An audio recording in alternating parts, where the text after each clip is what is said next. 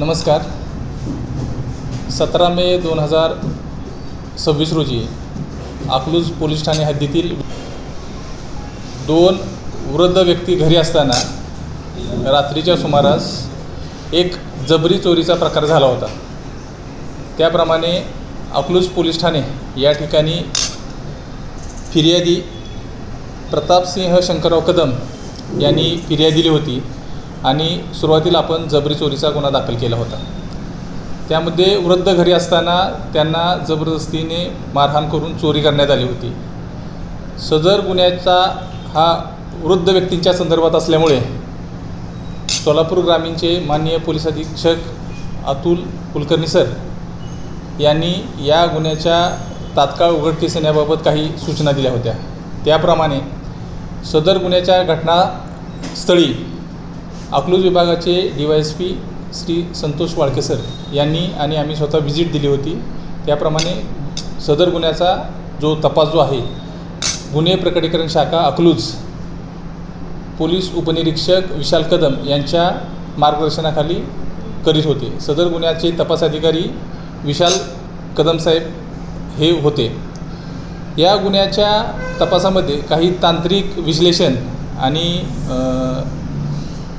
तपास पथकाने केलेल्या तपासामध्ये सदर गुन्हा हा दरोड्यासारखा असल्याने सदर गुन्ह्यात 7 आरोपी निष्पन्न झाल्याने सदर गुन्ह्यास BNS कलम 310(2) हे वाढीव कलम लावण्यात आले होते आणि सदर गुन्ह्याची गंभीरता अधिक वाढल्यामुळे या गुन्ह्याचा तांत्रिक तपास चालू होता.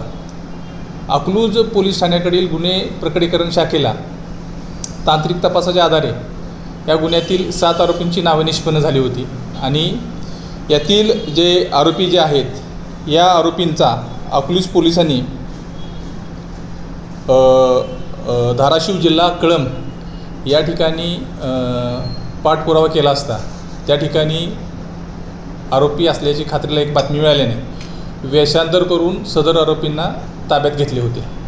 आरोपींच्याकडे अधिक तपास करता यातील जो आरोपी आहे आरोपी हा एक सोनार आहे आणि त्या सोनाराने त्याचा दरोड्यातील साथीदार सोनार असल्याने त्याचा सोनार असल्याचा फायदा घेऊन सदर गुन्ह्यात चोरी झालेले जे सोन्याचे दागिने होते ते वितळवून पुढच्या एका सोनाराला ते विक्री केले होते.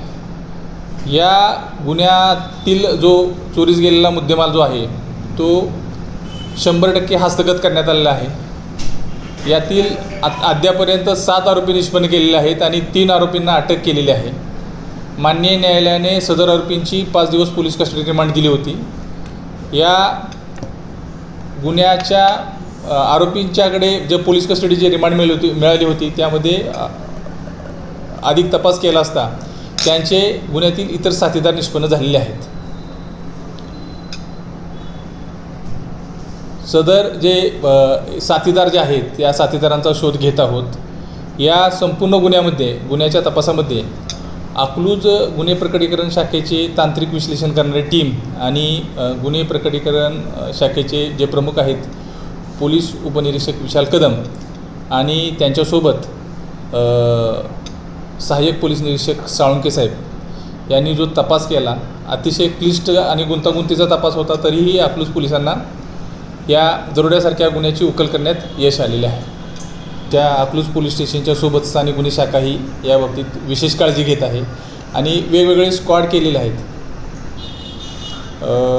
ह्या जो दरोड्याचा गुन्हा आहे ह्या दरोड्याच्या गुन्ह्याच्या जो असा गुन्हा घडला होता याबाबतीत थोडंसं जे वृद्ध आहेत जे फिर्यादी आहेत ते फिर्यादींनी पोलिसांना थोडीशी ते स्वतः एका दुर्धर आजाराने आजारी आहेत आणि पोलिसांना माहिती द्यायला थोडासा वेळ झाला.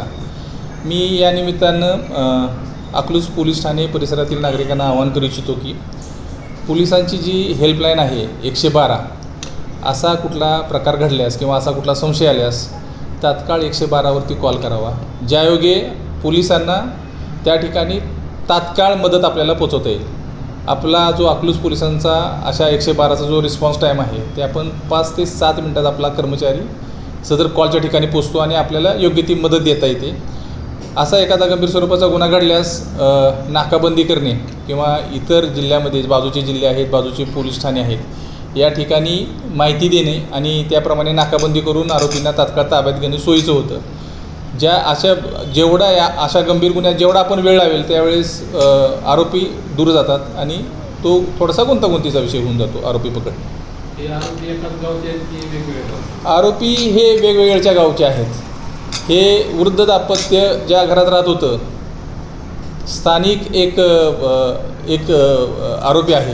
यातील वृद्ध दाम्पत्याच्या विषयी संपूर्ण इत्थंभूत माहिती जी आहे की हे प्रतिकार करणार नाहीत किंवा ह्यांच्या घरात आपल्याला काही मालमत्ता मिळू शकते, या बाबतीत इत्थंभूत माहिती त्यांनी त्याच्या इतर साथीदारांना दिली होती आणि ते घर टार्गेट केलं होतं.